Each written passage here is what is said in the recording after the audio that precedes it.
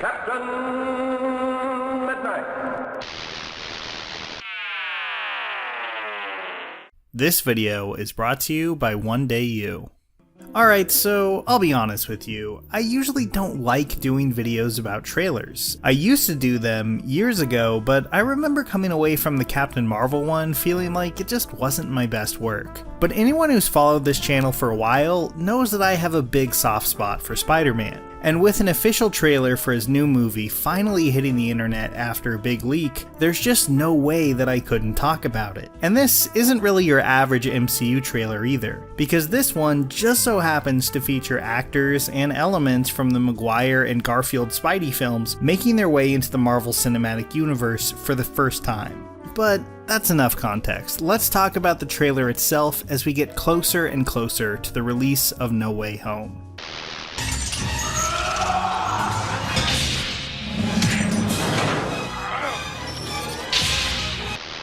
As far as Sony trailers go, I think No Way Home's first is actually a pretty solid one. I'm hoping that most of what we see in this trailer comes from the film's first 20-25 minutes or so, because they should definitely be keeping some surprises up their sleeve when they have a concept that allows for this many weird possibilities. Anyway, obviously at the end of the last film, the world learned that Peter is Spider-Man. This twist could have put the series on a few different paths. The first is that they could have done a smaller, more intimate story. One about Peter having to deal with the repercussions of that twist, and the violent consequences that it could have for the people close to him. A more grounded take on the MCU's Spider-Man. And honestly, I do think there would have been a lot of potential benefits from going that route. But instead, they're going big, as Spider-Man is thrown into the multiverse after Doctor Strange attempts to erase everyone's memories.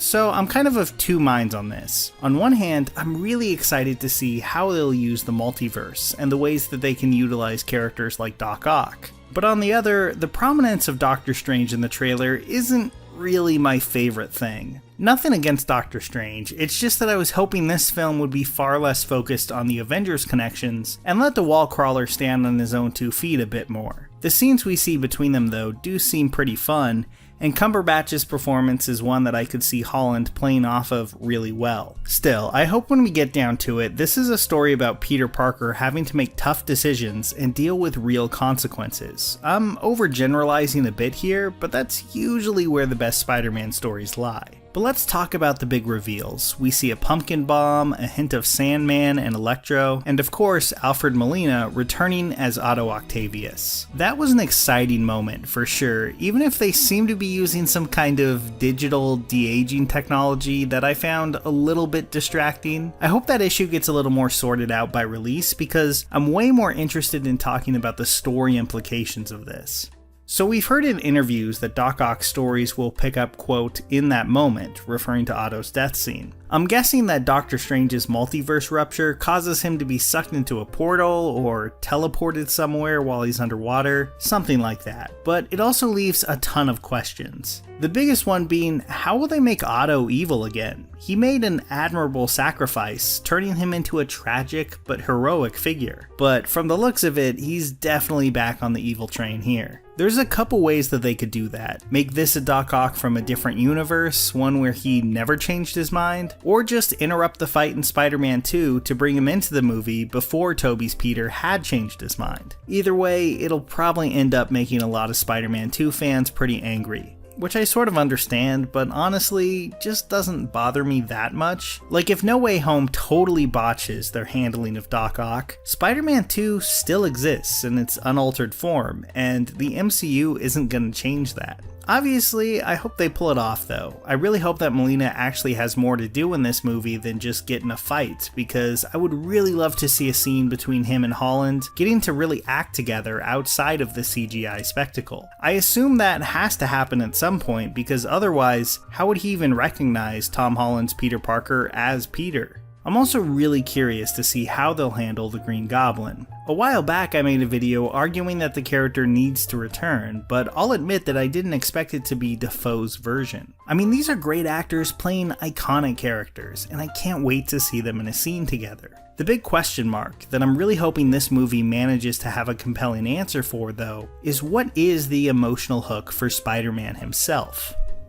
That may sound vague, so I'll explain. As great as these villains are, they have no connection to the MCU Spidey. So they need to do a great job of establishing those new connections, which would be hard in a movie that's already overflowing with characters and concepts. Which is why I think the movie definitely has one other villain from Holland's past that it isn't revealing yet. Think about how many bad guys are more or less confirmed to be here. Doc Ock, Green Goblin, Sandman, Electro, and the Lizard from The Amazing Spider-Man 1. That's 5 characters. And I mean, come on. This is Spider-Man. There's basically no way they're not bringing in that last member of the Sinister Six. The 3 most obvious options are Vulture, Mysterio, or the Scorpion. Vulture would make a lot of sense. He was basically this Spider-Man's first villain, and it could tie the movie into Morbius, which Michael Keaton is confirmed to be appearing in. Mysterio makes the most sense to me from a story perspective, since all the problems that Peter is facing in the movie are caused by him. And Scorpion, well, he's the wild card here. They set him up at the end of Homecoming, so you'd hope that they would follow up on that somewhere. Whether it's one of those 3 or even another option, I'm really hoping there's someone on this evil team that ties back into Holland's Peter specifically. Because otherwise, it could kind of just feel like he's fighting a bunch of these multiverse guys that have connections to other Spideys, but not him. Speaking of other Spider-Men, I guess I should really address the twin elephants in the room. As you probably noticed, Tobey Maguire and Andrew Garfield were very much not in this trailer. Now there's a decent chance they're in the movie, but the first teaser trailer really didn't need to use them. They could be holding on to them for a future trailer, or even a surprise in the movie itself. But honestly, if they actually are in the movie, but they're not in the trailer after this, I would expect them to be more of cameo roles than leading ones. I kind of hope I'm wrong there, because significant roles for both of them could make for a really interesting movie, but I wouldn't be surprised if they only popped up in the last 20 minutes or so. Either way though, I am just really curious to see how they handle those universes, and if Maguire or Garfield's New York will get any time to shine. I think what could work so well about having all 3 Peters together is that they're actually pretty different in terms of personality. Seeing them play off each other could be pretty amazing, assuming that the writing is good and actually stays true to their interpretations of the characters. One thing I'm a little worried about is that the movie will act like the Maguire and Garfield Peters don't exist, and instead it'll just be like multiple realities, where we're supposed to assume that in this world, Holland's Peter went through events similar to Spider-Man 2 or The Amazing Spider-Man. That just sounds like a less interesting way to do it, but Doc Ock appearing to recognize the MCU Peter makes me a little afraid that that is what they're doing. Still, I'm happy to reserve judgment until we actually see what they have in store. It just isn't fair. No, a shield. No more shield, huh? That sounds like my cue. One criticism that I keep seeing leveled at the new movie is that it's adapting a story widely considered to be one of Spider-Man's worst, One More Day. For those who maybe don't know, One More Day was an infamous storyline in the comics that set out to do away with Peter and MJ's marriage and kind of reset things so that he could be a bachelor again. On the most surface level, Peter trying to change everyone's memories, the stories are a little similar, but basically all the story details that actually matter and the context in which they happen is completely different. So I just think it's kind of a dumb complaint to have, because what's presented here just doesn't really remind me of One More Day very much. Overall, I thought this was a really promising trailer. Am I nervous that they're going to severely underuse these great villains? Definitely. If them being in the movie turns out to basically amount to a cameo, I'm going to be pretty disappointed. But I think it's just far too soon to tell right now. On the MCU front, I have to say that I know these movies take a lot of heat from some Spider-Man fans because they lean too hard on the Avengers stuff, and that's a complaint that I definitely sympathize with. But at the end of the day, I think this core cast is just really great, and I'm looking forward to seeing more of them. The movie has a lot to balance, and a lot of expectations to live up to, but I genuinely can't wait to see it.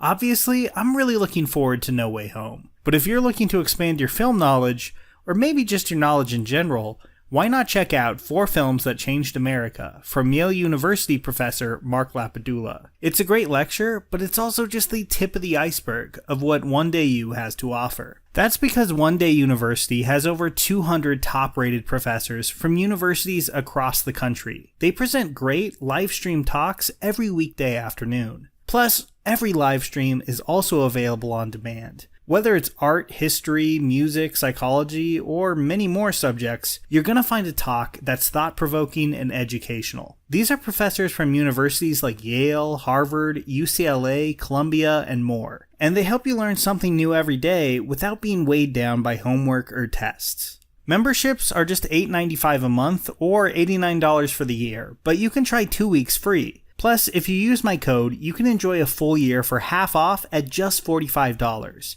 So visit onedayu.com/captain-midnight and sign up for an annual plan using code captainmidnight. You can find that link in the description below. Here's a special tip for the fellas and girls who have not already joined Captain Midnight's new 1940 Flight Patrol. You'd better hurry up and join at once because there's a big adventure ahead. The thing to do now is to get started because we're going to have not only barrels of fun, but loads of free gifts and prizes too.